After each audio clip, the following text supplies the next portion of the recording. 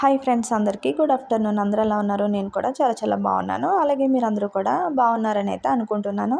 అలాగే బాగోవాలని కూడా మనస్ఫూర్తిగా అయితే కోరుకుంటున్నానండి.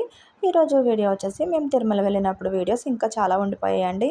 అవి ఒక్కొక్కటిగా అప్లోడ్ చేయాలని అయితే అనుకుంటున్నాను. అప్పుడు కూడా అలానే చెప్పాను, వీడియోస్ అప్లోడ్ చేస్తాను, సపోర్ట్ చేయండి అనేసి.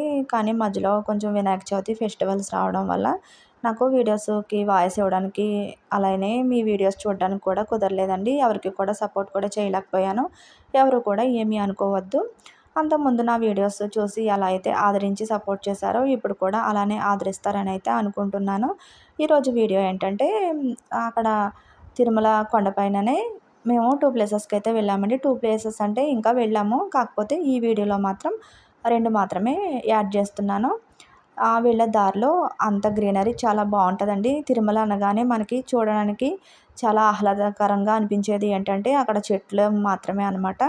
చాలా చాలా బాగుంటుందండి చూడడానికి. ఎక్కడ చూసినా పచ్చని చెట్లతో నిండిపోయి అయితే ఉంటుంది. ఆ వీడియోలోకి అయితే వెళ్ళిపోదాం, వచ్చేయండి.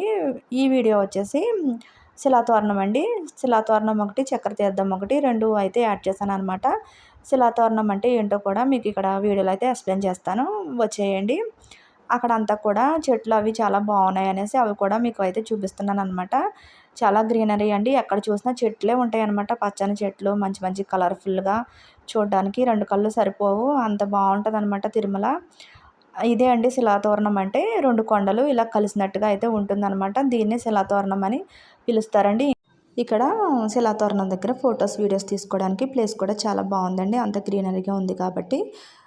ఇది వచ్చేసి మనం మళ్ళీ చక్ర తీర్థానికి అయితే స్టార్ట్ అయిపోయామండి. చక్ర తీర్థం అంటే మళ్ళీ వేరే వెహికల్ ఎక్కాలేమో అనుకుంటారు, అలా ఏం కాదండి. ఇక్కడ శిలాతోరణం దగ్గరే మెట్ల మార్గం అయితే ఉంటుందన్నమాట. ఆ మెట్లు ఎక్కేసి ఇలా పైకి అయితే వెళ్ళాలి. మెట్లు లోపలికి పైకి ఉంటాయన్నమాట. చాలా బాగా అనిపించింది చూడడానికి, వ్యూ కూడా చాలా బాగుందండి. అలా పైకి వెళ్ళిపోగానే పెద్ద కొండ అయితే ఉంటుంది, దాని పక్క నుంచి చిన్న సందులా ఉంటుంది. ఆ సందు నుంచి లోపలికైతే వెళ్ళగానే శివయ్య టెంపుల్ అయితే ఉంటుందండి. అక్కడ అర్చకులు కూడా ఉంటారు. మనకు కావాలంటే అభిషేకం అలాగే అర్చన కూడా చేస్తారంట. మేము అనుకోకుండా వెళ్ళాము, అదొకటి వెహికల్ మాట్లాడుకో వెళ్ళాం కాబట్టి టైం ఎక్కువ ఉండదు కదండి. అందుకే మేము దర్శనం మాత్రమే చేసుకున్నాం అనమాట. మీరు ఒకవేళ టైం ఉంటే మీరు వెళ్ళినప్పుడు కంపల్సరీ ఈ ప్లేసెస్కి అయితే వెళ్ళండి, చాలా బాగా అనిపించాయి మాకు. ఇక్కడ మాకు బెంగళూరు నుంచి వచ్చిన వాళ్ళు కలిసారనమాట. మార్నింగ్ నుంచి నైట్ వరకు వాళ్ళు మేము కలిసే ఉన్నామండి. చాలా బాగా అనిపించింది. ఇక్కడ దీపాలు హారతి కూడా వెలిగించుకుంటున్నారు. మీరు వెళ్తే కనుక కంపల్సరీ మీరు కూడా చూడండి ప్లేసెస్. అలాగే నా వీడియో కనుక నచ్చినట్టయితే లైక్ చేయండి, షేర్ చేయండి, కామెంట్ చేయండి. కొత్త వాళ్ళు ఎవరైనా నా ఛానల్ చూస్తున్నట్టయితే సబ్స్క్రైబ్ అయితే చేసుకోండి. Thank you for watching.